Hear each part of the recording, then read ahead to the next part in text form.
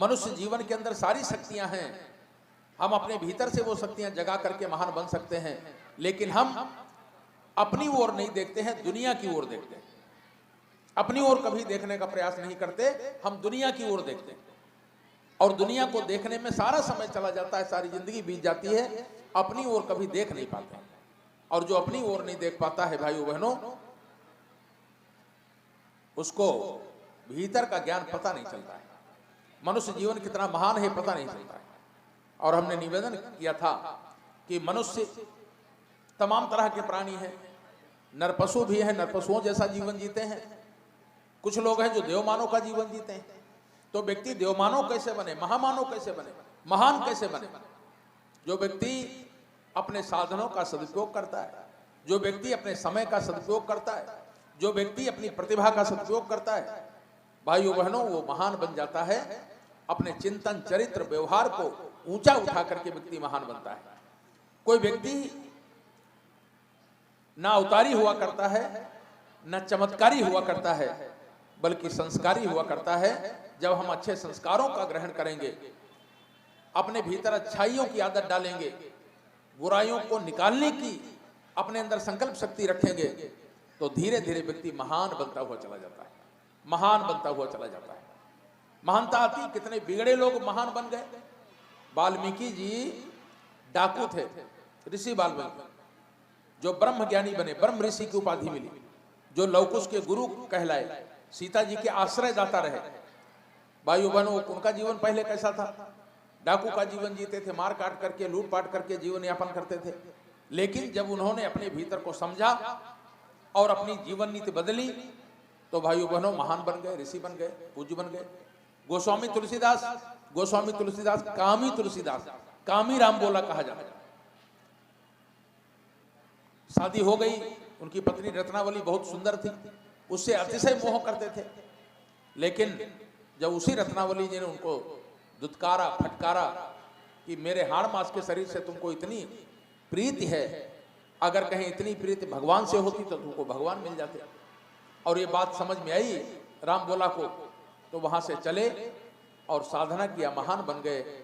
संत गोस्वामी तुलसीदास बन गए, जिन्होंने संस्कृत की रामायण को हिंदी में अनुवाद करके रामचरितमानस लिख दिया, संत बन गए। तो जीवन में परिवर्तन जब व्यक्ति चाहता है स्वयं कि हमारा परिवर्तन हो, हम अच्छा बनना चाहते हैं, तो व्यक्ति का सुधार होता है। फिर प्रकृति उसे सिखाने लगती है, सिखाने वाले गुरु मिल जाते हैं। व्यक्ति साधना करने लगता है तो गुरु उसे खोज करके मिलते हैं। जितने अच्छे शिष्य हैं उनके पास गुरु स्वयं गए, भगवान भक्तों के पास स्वयं गए। सेवरी के पास भगवान चल करके गए उसे नवधा भक्ति देने के लिए। विदुर के घर स्वयं भगवान चल करके गए। कितने भक्त हुए हैं। संत रविदास की कठौती में मां गंगा स्वयं जाकर के प्रकट हो गए। ऐसे गुरु भी चल के जाते हैं।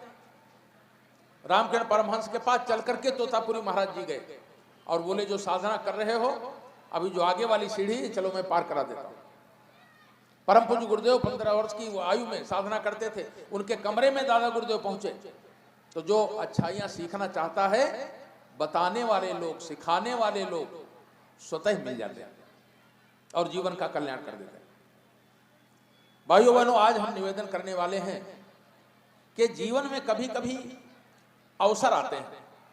कुछ अवसर ऐसे आते हैं जिन अवसरों को पहचान कर व्यक्ति महान बन जाता है। जीवन भी एक अवसर की तरह से है, जीवन भी अवसर की तरह से है।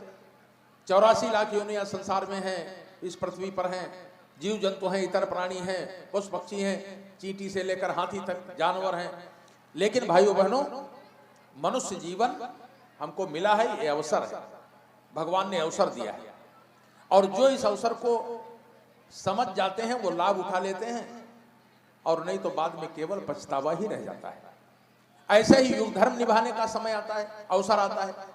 जो अवसर को पहचान लेते हैं, हमको क्या वर्ण करना चाहिए, अगर ये पहचान जाते हैं तो सही चीज का चयन कर लेते हैं और सौभाग्यशाली कहे जाते हैं। भाइयों बहनों, जिस समय महाभारत युद्ध घोषित हो गया था, पांडव कौरव में महाभारत युद्ध घोषित हो गया, तो कौरव पांडव दोनों अपनी अपनी सेना को बढ़ाने के लिए संपर्क करने लगे, जनसंपर्क करने लगे। एक दिन की बात है, दुर्योधन भगवान श्री कृष्ण के कक्ष में गया। देखा भगवान श्री कृष्ण सोए हुए हैं, तो उनके सिराने जाकर के खड़ा हो गया कि जब वासुदेव जगेंगे तब इनसे बात करेंगे। थोड़ी देर बाद अर्जुन भी गए भगवान श्री कृष्ण के कक्ष में। देखा भगवान सोए हुए हैं, तो उनके पैरों के पास, पलंग के पैरों के पास बैठ गए। थोड़ी देर बाद भगवान श्री कृष्ण की आंखें खुली और वो उठकर बैठ गए। तो जैसे व्यक्ति उठकर बैठता है सोता हुआ, तो उसकी दृष्टि पहले पैरों की ओर जाती। देखा कि अर्जुन बैठे हुए हैं, तो बोले अर्जुन, अरे अर्जुन तुम कब आ गए? तो पीछे दुर्योधन भी सिराने खड़ा था। उसने कहा वासुदेव हम भी आए हुए हैं। तो उन्होंने मुड़ करके दुर्योधन की ओर देखा। बोले भाई क्या बात है, दोनों लोग आए हो? दुर्योधन ने कहा वासुदेव आपको मालूम है महाभारत युद्ध घोषित हो गया है, हम आपसे युद्ध में सहायता मांगने आए, आप हमारे युद्ध में सहायता कीजिए। क्योंकि एक ही परिवार में युद्ध हो रहा था, सभी के नाते रिश्तेदार वही थे, तो सब लोग अपने अपने नाते रिश्तेदारों को अपने पाले में लाने के लिए कोशिश करते थे। दुर्योधन ने भी कहा हम आपसे युद्ध में सहायता मांगने आए हैं। तो भगवान श्री कृष्ण ने अर्जुन से कहा अर्जुन तुम क्यों आए? तो अर्जुन ने कहा हम भी इसीलिए आए। तो बोले अर्जुन तुम मांग लो। तो दुर्योधन ने कहा वासुदेव हम पहले आए, पहले हमको मांगने का अधिकार है। तो भगवान ने कहा लेकिन देखा तो मैंने पहले अर्जुन को है, क्योंकि वो पैर के पास बैठा था, और अर्जुन तुम्हारा छोटा भाई भी है, इसलिए भी पहले मांगने का अधिकार अर्जुन को होना चाहिए। लेकिन मेरी एक बात है, मेरी एक शर्त, मैंने संकल्प लिया है कि इस महाभारत युद्ध में मैं हथियार नहीं उठाऊंगा। हाँ मेरी नारायणी सेना है, अब आप निर्णय कर लीजिए किसको क्या लेना है। अर्जुन मांग लो तुम्हें क्या मांगना है। तो अर्जुन ने कहा हे सखा, हे वासुदेव, आपको छोड़ करके भला हम लोग कहां जाएंगे। तो दुर्योधन पीछे खड़ा था, मन ही मन में प्रसन्न हो रहा था कि अर्जुन कितना मूर्ख है, पहले मांगने का अधिकार मिला फिर भी निहत्थे कृष्ण को मांग लिया। अगर भगवान श्री कृष्ण ने यह कहा है कि मैं युद्ध में हथियार नहीं उठाऊंगा तो नहीं उठाएंगे। और भगवान नारायण की जो नारायणी सेना थी वो बड़ी सशक्त थी, द्वारिका की सेना बड़ी सशक्त थी। दुर्योधन ने कहा ठीक है वासुदेव, मैं आपकी सेना लेकर ही खुश हो लेता हूं। भाइयों बहनों, इतिहास साक्षी है कि निहत्थे कृष्ण का चयन करने वाला अर्जुन युद्ध में विजयी हुआ और नारायणी सेना का चयन करने वाला दुर्योधन युद्ध में परास्त हुआ।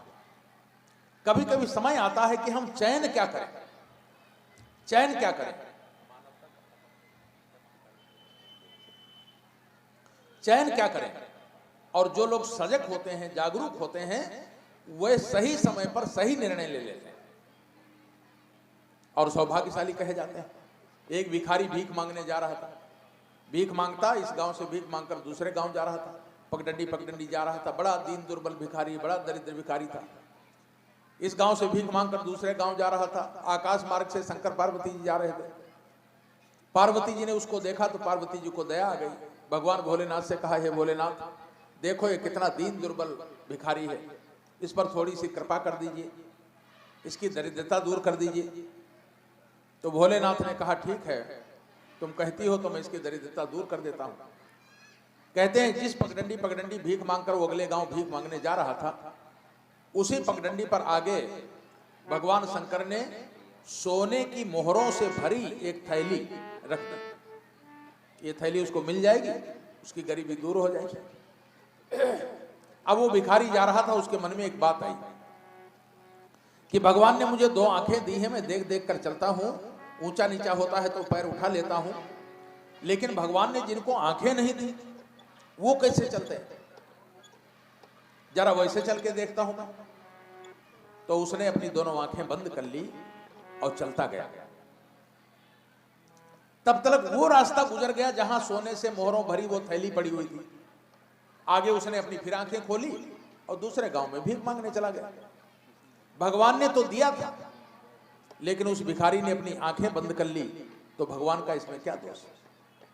भाइयों बहनों, कितनी सुंदर व्यवस्था हमारे भाइयों ने बनाई। शानदार पंडाल बना दिया, बैठने की व्यवस्था बना दी, माइक लगा दिया, लाइट लगा दिया और कार्यक्रम संपन्न कराने के लिए टोली हरिद्वार से बुला दिया, सारी व्यवस्था बना दी और इस कार्यक्रम की सारे गांव वालों को, आसपास के क्षेत्र को सूचना दे दी। 3 दिन से कार्यक्रम चल रहा है। जो जागरूक हैं वे सामने बैठे हैं, जो जागृत आत्मा हैं वो सामने बैठे हैं। प्रज्ञा पुराण में भगवान विष्णु नारद जी को प्रज्ञा पुराण का ज्ञान देते हैं और नारद जी से कहे, नारद जी ये ज्ञान लेकर, प्रज्ञा पुराण का ज्ञान लेकर जाओ, धरती पर जागृत आत्माओं को सुनाओ। तो नारद जी ने बोला कि भगवान वो जागृत आत्मा कहाँ खोजेंगे? तो भगवान ने कहा, जाना तो पांडाल लगा देना, मंच बना देना, माइक लगा देना और कथा कहना प्रारंभ कर देना। जो सुनने आ जाएं समझ लेना कि वो जागृत आत्मा है। जो कथा सुनने आ जाए समझ लेना वो जागृत आत्मा है। तो ये सामने लोग जो बैठे हैं वो कौन है? भाइयों बहनों, ये जागृत आत्मा है। सूचना बहुत लोगों को है, अगर जितनी सूचना दी गई उतने लोग आ जाते तो यहां बैठने की जगह नहीं मिलती। लेकिन भाइयों बहनों, अवसर को पहचान नहीं पाते हैं। कार्यक्रम आया 3 दिन में, आज अंतिम कार्यक्रम, अभी दीपक जलाएंगे, आरती करेंगे और सब अपने अपने घर चले जाएंगे। कार्यक्रम संपन्न, जिसकी तैयारी 2-3 महीना पहले से हो रही थी वो कार्यक्रम संपन्न हो गया अभी 2 घंटे बाद। लेकिन जागृत आत्मा उसका लाभ उठा लेते हैं। ऐसे ही भाइयों बहनों, जीवन में समय समय पर युग धर्म निभाने का अवसर आता है और उस समय व्यक्ति जब वो अवसर को पहचान लेता है और उसका लाभ उठा लेता है, इतिहास उन्हीं का बनता है। गांव में आग लग जाए, आप बैठे खाना खा रहे हैं, तो आपका क्या कर्तव्य? खाना खाएंगे या बाल्टी में पानी भर करके आग बुझाने दौड़ेंगे? खाना खा रहे हैं और आपका बच्चा एकदम बीमार पड़ गया, बेहोश हो गया, तो खाना खाएंगे या बच्चों को उठाकर तुरंत अस्पताल दौड़ेंगे? क्या करेंगे दोनों बच्चे? यहां पर अपना विवेक काम करता है। युग धर्म आज ऐसा ही समय हम ये चल रहा है। समय समय पर ऐसे समय आते हैं जब महापुरुष आवाज लगाते हैं कि अपने घर परिवार की जिम्मेदारी वहन कीजिए, लेकिन समाज के लिए भी अपना समय दीजिए, अंशदान दीजिए। आज भाइयों बहनों, चारों ओर त्राहि त्राहि मची हुई है। प्रदूषण बढ़ते हुए चले जा रहे हैं। जल प्रदूषण बढ़ रहा है, वायु प्रदूषण बढ़ रहा है, ध्वनि प्रदूषण बढ़ रहा है, युद्ध बढ़ते हुए चले जा रहे हैं, द्वेष बढ़ते हुए चले जा रहे हैं, मानवता का ह्रास होता हुआ चला जा रहा है, संस्कृति का ह्रास होता हुआ चला जा रहा है। हमारी संस्कृति जो देव संस्कृति थी, महान संस्कृति थी, जिसके बारे में वेद कहता है सा प्रथमा संस्कृति विश्ववारा, सारे विश्व की मुकुटमणि संस्कृति थी, आज उसका ह्रास होता हुआ चला जा रहा है। हम पश्चिमी सभ्यता के गुलाम होते हुए चले जा रहे हैं। हम अपनी परंपराओं को भूलते चले जा रहे हैं। पर्वों की व्यवस्था, संस्कारों की व्यवस्था भूलते चले जा रहे हैं। आज व्यक्ति एकड़ होता चला जा रहा है, अकेला जीवन जीता है, लार्जर फैमिली की व्यवस्था सी विखंडित होती हुई चली जा रही है। हमारे परिवारों से राम, कृष्ण, ध्रुव, प्रहलाद निकलते थे, लेकिन आज कहीं दिखाई नहीं पड़ते। चारों तरफ भाइयों बहनों हाहाकार मचा है और युद्ध कितने आप देख रहे हैं, कैसा युद्ध चल रहा है। कब तृतीय विश्व युद्ध हो जाए पता नहीं। दुनिया राख के ढेर पर बैठी है, किसी का दिमाग खराब हो जाए और एक आग लगा दे तो सारी दुनिया राख के ढेर पर बैठी राख बन जाएगी। और ऐसे समय में महापुरुष ने, युग पुरुष ने आवाज लगाई है कि ये सोने वालों जागो, मानवता तुमको पुकार रही है। समय आता है भाइयों बहनों, एक बार समय आया था, भगवान राम विश्वामित्र के साथ जा रहे थे जंगल में, देखा एक हड्डियों का ढेर लगा हुआ है, तो पूछा ऋषिवर ये क्या है? विश्वामित्र ने कहा ये मानव हड्डियों का ढेर है, राक्षसों ने मार मार करके खा लिया है, उनकी हड्डियों का ढेर लगा लिया। भाइयों बहनों, हड्डियों का ढेर देख करके भगवान राम के भीतर से वो मनु जागृत हुआ और उन्होंने भुजा उठा करके संकल्प लिया, निश्चरहीन करो महि भुज उठाए प्रण किया, संकल्प लिया कि धरती से निशाचरों का नाश कर दूंगा, राम राज्य की स्थापना कर दूंगा, और चल पड़े राक्षसों को मिटाने के लिए। भाइयों बहनों, आवाज लगाई, हमने राक्षसों को मिटाने का व्रत लिया है, धरती पर राम राज्य की स्थापना का संकल्प लिया है, आइए हमारा सहयोग कीजिए। उस समय भी बड़े बड़े लोग थे, धनाढ्य लोग थे, राजा महाराजा लोग थे, शक्ति संपन्न लोग थे, लेकिन किसी के कान में जूं नहीं रही। भाइयों बहनों, जब कोई अवतारी सत्ता पुकार करती है तो बड़े लोग भले सोते रहें, जो पैसे से अंधे हैं या अहंकार में अंधे हैं, साधनों में अंधे हैं, लेकिन छोटे छोटे लोग खड़े हो गए, जिनको हम सब रीछ और बानर कहते हैं। भाइयों बहनों, रीछ बानर वो नहीं थे पेड़ों पर उछलने कूदने वाले बंदर, जंगली जातियां थी जो रीछ बानरों जैसा जीवन जीती थी, जिन्हें कपड़ा पहनना नहीं आता था। आज भी आप बस्तर इलाके में चले जाइए, छत्तीसगढ़ के बस्तर में, जहां जंगलों में ऐसी प्रजातियां रहती हैं जो आज तक भी कपड़े नहीं पहनते, पेड़ों की छाल और पत्ते पहनते हैं। कर्नाटक की तरफ चले जाइए, आदिवासी क्षेत्रों में, जहां लोग कैसे, और त्रेता युग में, आज तो बहुत विकास हुआ, सरकार ने ध्यान दिया है, घर बना दिए, सबको शिक्षा दी, लेकिन फिर भी ऐसी जातियां रहती। और त्रेता युग में जंगलों में रहने वाले वो लोग जिनको भोजन करना ठीक नहीं आता था, कपड़ा पहनना ठीक नहीं आता था, रहन सहन ठीक नहीं आता था, रीछ बानरों जैसा जीवन जीते थे, ऐसे लोग भगवान के साथ खड़े हो गए, ऐसे लोग भगवान के साथ खड़े हो गए और कुनबा बनता हुआ चला गया। तमाम लोग खड़े हो गए जिनको हम रीछ बानर कहते हैं, और पूरी सेना तैयार हो गई लंका पर चढ़ाई करने के लिए। समुद्र के किनारे गए, समुद्र सामने था, कैसे वहां जाए पार भगवान की सेना। भगवान ने संकल्प लिया, सारे रीछ बानर लग गए और उन्होंने कहा पुल बना देंगे। रीछ बानर पुल बनाने लगे, सारे बंदर पत्थर उठा उठा के डालने लगे, पत्थर उठा उठा के डाल रहे थे, पुल बनने लगा। एक गिलहरी पेड़ पर उछल कूद कर रही थी, उसने देखा यार ये क्या हो रहा है, सारे बंदर पत्थर उठा कर डाल रहे हैं पानी में। वो पेड़ से उतरी, एक बंदर के पास गई, बंदर भैया ये क्या हो रहा है? बोले तुझे पता नहीं? बोले नहीं हमको तो पता नहीं। बोले भगवान राम ने एक संकल्प लिया है कि मैं धरती से राक्षसों का विनाश कर दूंगा, सारे राक्षसों को विनाश कर दूंगा और राम राज्य की स्थापना करूंगा। और इसीलिए भगवान राम की सेना उस पार जाने के लिए, लंका पहुंचने के लिए पुल बना रहे हैं भगवान। तो उस गिलहरी ने सोचा ये तो बहुत सुंदर काम कर रहे हैं भगवान, मैं इसमें क्या सहयोग दूं, मैं भी कुछ सहयोग देती हूं। भाइयों बहनों, गई, एक पत्थर को उठाना चाहा, लेकिन गिलहरी में कितनी ताकत होती, पत्थर उससे नहीं उठा। तो मैं कैसे सहयोग करूं? गई, समुद्र में डुबकी लगाया, समुद्र में डुबकी लगाकर निकली, बालू में लोटी पोटी बालू के कण उसके शरीर में लग गए और जाकर के पुल के ऊपर वो बालू के कण झाड़ने लगे। बंदर पत्थर लेके जा रहे थे, किसी ने देखा ये नीचे गिलहरी घूम रही, अरे तू यहाँ क्या कर रही, किसी का पैर पड़ जाएगा, मर जाएगी, क्या कर रही है? बोले मैं भगवान की सेना पार ले जाने के लिए पुल बना रही। बोले तेरे 2 ठो बालू के कण डालने से पुल बन जाएगा? हनुमान जी को बताया, हनुमान जी आए, हनुमान जी उसको लेकर राम के पास गए। भाइयों बहनों, राम जी ने उस गिलहरी को उठा लिया, जो गोदी में उठा लिया और प्यार से उसके शरीर पर हाथ फिराया कि गिलहरी तेरा बलिदान कभी भूला नहीं जाएगा। किस धर्म युद्ध में तू भले 2 बालू के कण ही पुल बनाने में डाल रही है, लेकिन इतिहास कभी तुझे भुला नहीं पाएगा। कहते हैं गिलहरी के शरीर पर आज भी भगवान राम के उंगलियों के निशान बने हुए। लंका उस पार गई सेना, युद्ध शुरू हो गया, सारी सेना ने चढ़ाई कर दिया लंका पर।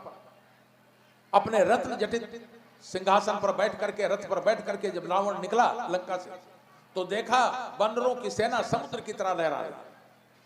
जैसे लंका से बाहर निकला रावण, सारे वानर उस पर टूट पड़े, रथ पर चढ़ गए, किसी ने पहिया तोड़ा, किसी ने रथ तोड़ा, किसी ने उसका झंडा काट दिया, पताका काट दी। तो रावण मन ही मन में सोचने लगा कि जिन वानरों को मैं कच्चा चबा जाता था, उनके अंदर ऐसी कौन सी शक्ति आ गई भाइयों बहनों जो मुझ पर आक्रमण कर रहे हैं। भाइयों बहनों, उनके साथ राम की शक्ति थी, राम की शक्ति थी। पहले दिन युद्ध हुआ, राक्षस हारने लगे, शाम को गए, मीटिंग हुई, रावण ने कहा तुमको युद्ध कला आती है, शस्त्र चलाना आता है, तुम वानरों से कैसे हार रहे हो? तो लंका की सेना, रावण की सेना ने कहा महाराज, जो वानर भालू युद्ध कर रहे हैं ये कला तो हमने कभी सीखी नहीं, क्योंकि सेना का ये नियम होता है, कैप्टन कहता है फायर तब फायर होता है, कदम मिला के चलना है, कैसे लड़ाई करना है, सारा कौशल दिया जाता है। लेकिन वानर भालू वो तो जंगली थे, टूट पड़े लंका की सेना पर, उठा के पटक दिया, कोई मुक्का मारा, कोई घूसा मारा, कोई पत्थर मारा, कोई दांत से काटा। भाइयों बहनों, अचंभित हो गई लंका की सेना कि ये वाला युद्ध तो हमने कभी ट्रेनिंग नहीं ली, हारने लगे। सारे बानरों ने मिलकर के लंका पर चढ़ाई किया और राक्षसों का विनाश कर दिया। आज भाइयों बहनों ऐसी समस्या आई है समाज में, जब संस्कृति का ह्रास हो रहा है। परम पूज्य गुरुदेव गिरी सिंह ने एक संकल्प लिया है, मनुष्य में देवत्व का उदय और धरती पर स्वर्ग का अवतरण। वही संकल्प जो राम ने कभी लिया था वही आज गुरुदेव ने लिया कि जन जन में देवत्व उदय करेंगे, धरती पर स्वर्गीय परिस्थितियां उत्पन्न करेंगे। और उसके लिए आवाज लगाई तो उनके साथ खड़े हो गए लोग, धीरे धीरे खड़े हो गए, कुनबा बनता हुआ चला गया। आज 15 करोड़ से ज्यादा लोग जुड़े हुए गायत्री परिवार का काम कर रहे हैं। जो पहले कोई कैसा करता था, कोई कुछ करता था, किसका जीवन कैसा था, लेकिन आज पीला कपड़ा पहन करके गुरु जी का झोला टांग करके काम करता हुआ दिखाई देता है। भाइयों बहनों, छोटे छोटे काम, झोला पुस्तकालय चलाना, दीवार लेखन करना, दीप यज्ञ करना, यज्ञ करना, संस्कार कराना, छोटे छोटे काम है, लेकिन इनका प्रभाव बड़ा व्यापक है। इन्हीं से देवत्व विकसित होता हुआ चला जाएगा। लोग सोचते हैं कि छोटे छोटे काम करने से स्वर्ग कैसे आ जाएगा। अरे भाइयों बहनों, लग करके देखिए तो, जो इस अभियान में लग गए हैं उनसे पूछिए कि उनको कितना आत्म सुख मिल रहा है, कितना आत्म संतोष मिल रहा है, कितना श्रेय मिल रहा है, कितना सम्मान मिल रहा है। आपकी सामर्थ्य छोटी है तो क्या हुआ, लग जाइए। एक बार जंगल में आग लग गई थी, जंगल की आग धू धू करके जलने लगी, सारे जानवर भागने लगे। एक छोटी पक्षी थी, चिड़िया थी, उसके अंडे बच्चे उसी में रखे थे। उसने सोचा आग मेरे अंडे बच्चों को जला देगी, क्या करें। दौड़ करके उड़ करके गई, तालाब में से चोंच में पानी भर के लाई और आग में डालने लगी। बार बार जाती, चोंच में पानी भर के लाती और आग में डालती। धू धू करके जंगल की आग जल रही थी। दूसरे पक्षियों ने देखा, अरे क्या कर रही है। बोले मैं आग बुझा रही हूं। तो बोले तेरे चोंच में डालने से, 2 बूंद जल डालने से क्या आग बुझ जाएगी। उस पक्षी ने कहा, मैं जानती हूं कि मेरे इस क्रिया से आग नहीं बुझेगी, लेकिन भविष्य में जब इतिहास लिखा जाएगा तो मेरा नाम आग लगाने वाले में नहीं, आग बुझाने वालों में लिखा जाएगा। भाइयों बहनों, आज आग बुझाने वालों में लिखा जाएगा। आज दुनिया में आग लगी हुई है, मोह माया की आग लगी हुई है, पश्चिमी सभ्यता बढ़ती हुई चली जा रही है, हर आदमी स्वार्थी होता हुआ चला जा रहा है, संस्कृति को भूलता हुआ चला जा रहा है। और वैसे में जो चुपचाप बैठा रहा, सोता रहा, भाइयों बहनों, उसको इतिहास कभी माफ नहीं करेगा। जो बुद्धिमान है, जो समझदार है, मानवता का ह्रास हो रहा है, मानवता पुकार रही है, सोने वालों जगो, युग बदलने जा रहा है, अब तुम सोते मत रहो। भाइयों बहनों, खड़े हो जाइए और इस संस्कृति की रक्षा के लिए कदम आगे बढ़ाइए। युग ऋषि परम पूज्य गुरुदेव ने आह्वान किया है, जो इस अभियान में लग जाएंगे, आगे चल पड़ेंगे, वो सौभाग्यशाली कहे जाएंगे। कभी जीवन में आता है, आप सोचे होंगे कभी हम होते महात्मा गांधी के साथ तो हम भी स्वतंत्रता संग्राम सेनानी होते, हमको भी ताम्रपत्र मिल जाता, हमको भी पेंशन मिल जाती, स्वतंत्रता संग्राम सेनानी कहे जाते। लेकिन वो समय चला गया। लेकिन आज वो समय फिर से दोहरा रहा है इतिहास। मानवता का ह्रास हो रहा है। उस मानवता की रक्षा के लिए जो सामने आ जाएंगे, इस अभियान में जुड़ जाएंगे, युग निर्माण अभियान में, भाइयों बहनों, उनके जीवन में तो स्वर्ग आया गया है, उनके परिवार में स्वर्गीय परिस्थितियां आएंगी ही, संस्कार आएंगी भी, समाज भी धन्य होता हुआ चला जाएगा और समाज उनको इतना श्रेय और सम्मान देगा। आने वाली पीढ़ियां उनके पोते पर पोते याद करेंगे कि हमारे दादाजी थे, हमारे नाना जी थे, हमारे चाचा थे, ताऊ थे, जो कभी युग निर्माण योजना में काम करते थे, कार्यकर्ता थे, परम पूज्य गुरुदेव के साथ में युग निर्माण के कार्यकर्ता थे। भाइयों बहनों, पीढ़ियां धन्य हो जाएंगी जो इसके साथ जुड़ करके काम में लग जाएगा।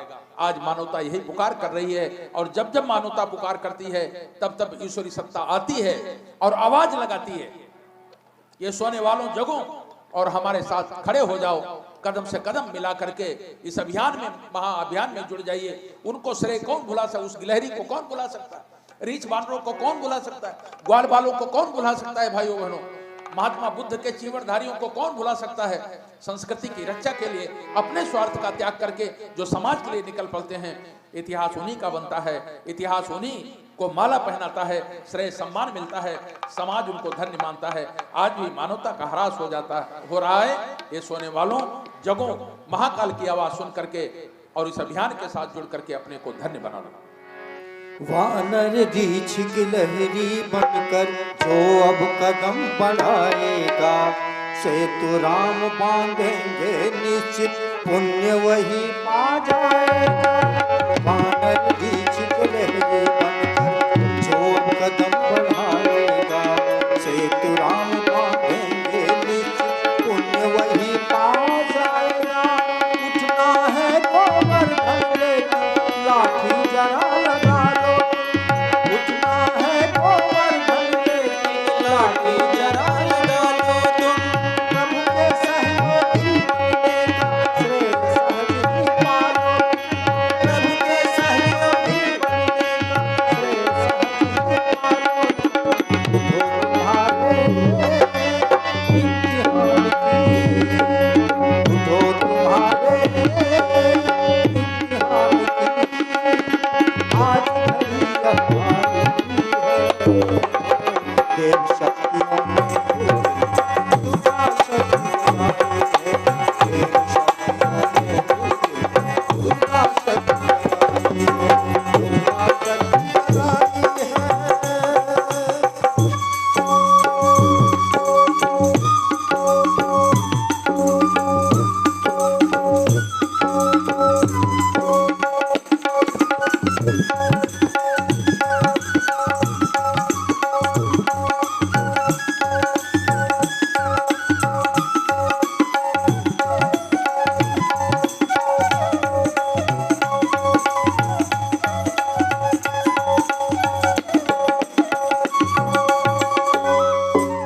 नवयुग का बच्चा अवतार यह पल पल बढ़ता जाता है। सत्सहस्र से कोटि कोटि अपना कोटि दिखाता है। नवयुग का बच्चा अवतार यह पल पल बढ़ता जाता है। सत्सहस्र से कोटि कोटि अपना कोटि दिखाता है। इस रूप होगा यह कल्प कृष्ण हमें बताया है। इस रूप होगा यह कल्प किसने हमें बताया है।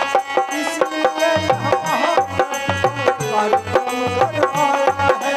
इसलिए यह कार्यक्रम करवाया है। श्रेय उन्हीं को मिला है। श्रेय उन्हीं को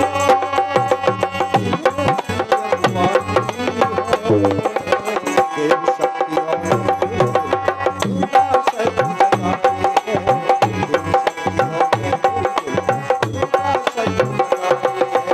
मानवता का पतन देख कर, मानवता का पतन देख कर आज घड़ी हमारी है। देव शक्तियों में दुर्गा शक्ति आई है। देव शक्तियों में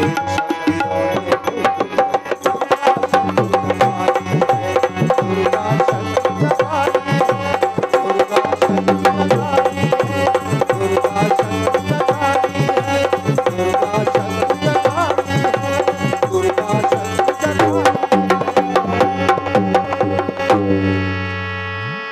आज देव शक्तियों ने पुकार लगाई है कि सोता कोई ना रहे। जो बुद्धिमान हैं, जो बौद्धिक लोग हैं, समझदार लोग हैं, वो जागें और इस महाअभियान में जुड़ करके संस्कृति के उद्धार के लिए कुछ न कुछ यत्न जरूर करें। नहीं तो भाइयों बहनों, आने वाली पीढ़ियां पशुता को प्राप्त होती हुई चली जाएंगी, संस्कारों से च्युत होती हुई चली जाएंगी। भारतीय संस्कृति कितनी महान थी, लेकिन आज उसका ह्रास होता हुआ चला जा रहा है। आज युग निर्माण के प्रवर्तक वेद मूर्ति तपोनिष्ठ पंडित श्री राम शर्मा आचार्य जी महाराज ने यह महाअभियान शुरू किया है कि हे सोने वालों जगो और इसके साथ जुट करके मानवता के उद्धार का काम कर लीजिए। क्या करना पड़ेगा भाइयों बहनों, कैसे हम इसके भागीदार बनेंगे, इस महाअभियान के भागीदार कैसे बनेंगे, कैसे हमारे जीवन में स्वर्ग आएगा। भाइयों बहनों, लोग सोचते हैं कि क्या ये यज्ञ करने से, दीप यज्ञ करने से, झोला पुस्तकालय चलाने से, किताब पढ़ने से स्वर्ग आ जाएगा। भाइयों बहनों, शंकराचार्य जी से, जगत गुरु शंकराचार्य जी से भी किसी ने यही प्रश्न किया था। उन्होंने कहा था, शंकराचार्य से किसी ने कहा, जब वो सनातन संस्कृति का प्रचार प्रसार करने के लिए चल पड़े उनके साथ थोड़े से 6-7 शिष्य थे। उस समय ना मीडिया थी, ना मोबाइल था, ना इंटरनेट था। उनसे कहा कैसे आप सनातन संस्कृति का प्रचार सारी दुनिया में करेंगे। भाइयों बहनों, शंकराचार्य जी ने कहा कि मेरा प्रचार हवाएं करेंगे, चिड़ियों की चहचहाट करेगी,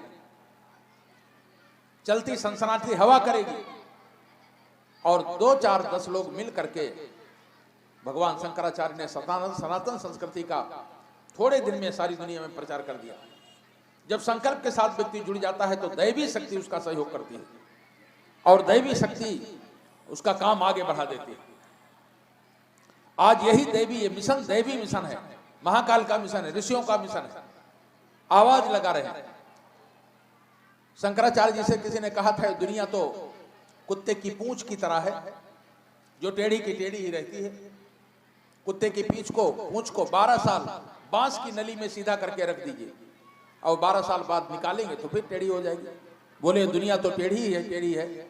राम आए, कृष्ण आए, बुद्ध आए, गौतम आए, गांधी आए, सब आकर के चले गए, लेकिन दुनिया फिर से टेढ़ी हो जाती है, फिर से सोने लगते हैं लोग। महापुरुष आते हैं, जागृत करके चले जाते हैं और दुनिया फिर नींद लेने लगती है। तो शंकराचार्य ने कहा था कि दुनिया बदले चाहे भाड़ में जाए, लेकिन जो बदलने का प्रयास करता है उसका अपना जीवन स्वयं बदल जाता है। जो स्वर्ग लाने का उपक्रम करेगा, दुनिया में स्वर्ग आए चाहे ना आए, लेकिन उसके जीवन में जरूर आ जाएगा, उसके घर में जरूर आ जाएगा।